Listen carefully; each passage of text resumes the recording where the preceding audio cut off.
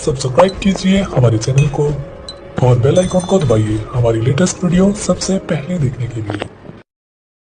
तुम्हारे ज़मीर कितने मजबूत हैं। जिस अजान को मस्जिद में देने की हिम्मत हजरत उस्मान को भी नहीं हुई, आज उस अजान को तुम अपने मोहल्ले की मस्जिदों में अदा करवा रहे हो। मौलवियों के कहने पर भी नहीं मान रहे हो। सनाउल्लाह मदनी जैसी शख्सियत आई, उनकी बात भी तुम नहीं मान रहे हो। अब्दुल गफ्फार सल्फी जैसी शख्सियत आई, उनकी बात भी नहीं मान रहे हो। सुनिए, एक और मसला इसी में वजाहत के साथ बता दूं। अल्लाह के नबी सल्लल्लाहु अलैहि वसल्लम के जमाने में भी पूरी जिंदगी जुमे की एक ही अजान होती थी।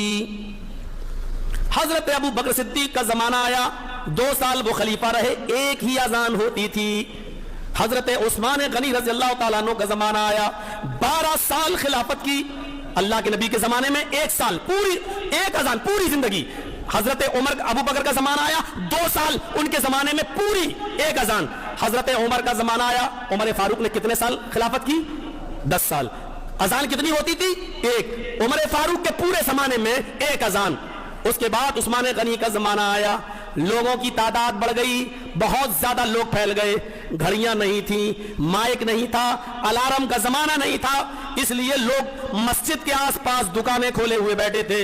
उनको नमाज के जुमे का पता नहीं चल पाता था कि जुमे का वक्त हुआ या नहीं हुआ। इसलिए कभी कभी जब अजान मिंबर पर बैठने के बाद होती थी तो उनकी सुन्नतें छूट जाया करती थी, इसलिए उनको पता नहीं चल पाया। तो हजरत उस्मान गनी रज़ी अल्लाह तआला अन्हु ने लोगों को इत्तला देने के लिए, लोगों को बताने के लिए कि अब जुमे की नमाज का वक्त करीब हो चुका है, आप मस्जिद में आइए, इसलिए एक अजान उन्होंने और दिलवाई। और वो अजान मस्जिद के अंदर नहीं दिलवाई, वो अजान उसी बाजार में, मकाम ज़ौरा नाम का एक मकाम था, एक बाजार था जिसका नाम ज़ौरा था, उस मकाम ज़ौरा पर जाकर एक अजान दिलवाई। कहा इस अजान की ये इतला है, ये हकीकत में अजान नहीं है, ये इतला है। चूंकि घंटी बजाना इस्लाम में जायज नहीं, भोंपू बजाना जायज नहीं, ढोल बजाना जायज नहीं, इसलिए इतला देने के लिए यही तरीका था कि अजान ही दे दी जाए, अल्लाह का नाम पुकारा जाए। इसलिए हजरत उस्मान गनी ने मकाम ज़ौरा पर एक अजान दिलवाई। इस अजान का मतलब यह था कि लोगों अब अपनी दुकानें बंद करके मस्जिदों के अंदर जाओ, जिसके कानों में आवाज पहुंच गई वो सुन ले कि अब मस्जिद में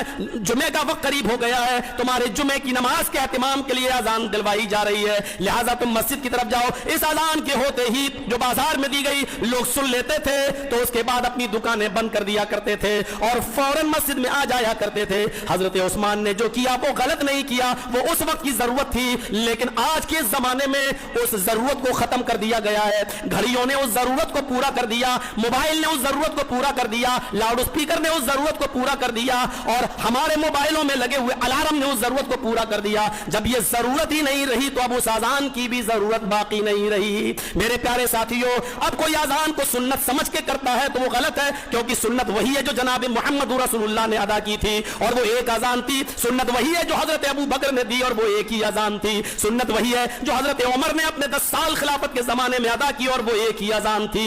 सुन्नत वो नहीं है, वो एक जरूरत थी जो उस्मान गनी ने की है, लेकिन उस जरूरत को पूरा होने के बाद उस अजान को मेरे भाइयों बंद कर देना चाहिए।